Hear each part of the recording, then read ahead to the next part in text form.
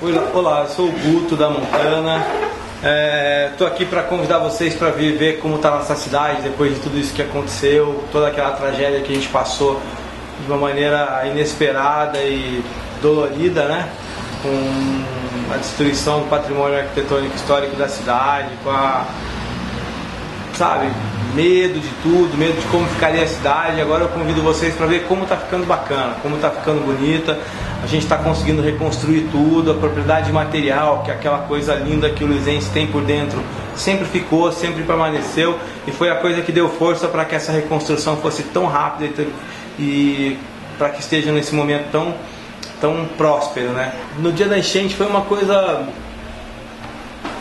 ao mesmo tempo instintiva e necessária.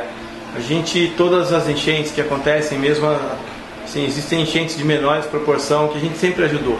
A gente sempre ajudou as casas ribeirinhas, ajudando a população mais pobre a tirar as coisas de lá, tirar seus pertences, as próprias pessoas. E dessa vez a gente começou da mesma maneira, com a população ribeirinha. Às 7 horas da manhã do dia 1º a gente já estava tirando pessoas e coisas de lugares mais baixos. Só que a coisa foi se avolumando, criando uma atmosfera diferente, o rio subindo muito. Lá pela hora do almoço, 2 horas da tarde, do dia 1º, já estava com uma enchente de 96, que foi até então a maior que tinha tido, com muita água, e a gente começou a perceber que a coisa ia ficar catastrófica.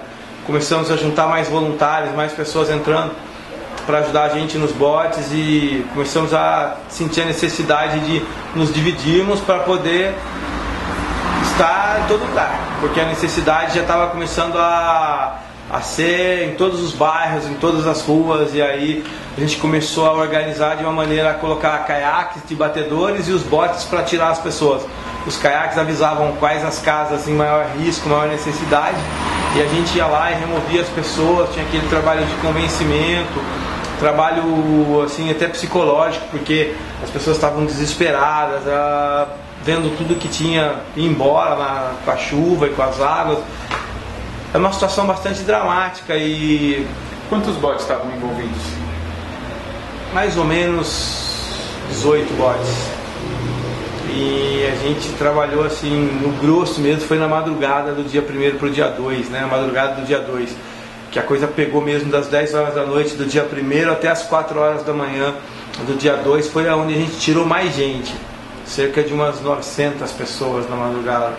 E foi bem. E vocês tiravam de onde elas estavam e levavam para um lugar mais alto? A gente tirava as pessoas das casas já inundadas, das casas com risco muito grande de desabamento ou de alagamento total, né? E a gente levava para pontos altos, onde as pessoas pudessem sempre acessar pontos mais altos, onde elas não estivessem impedidas de conseguir um acesso melhor, né? Um acesso seguro. A gente conseguiu tirar 1.350 pessoas, 1.356 pessoas, é bastante gente. E depois disso, como é que ficou o turismo? O turismo na nossa área ficou praticamente nulo.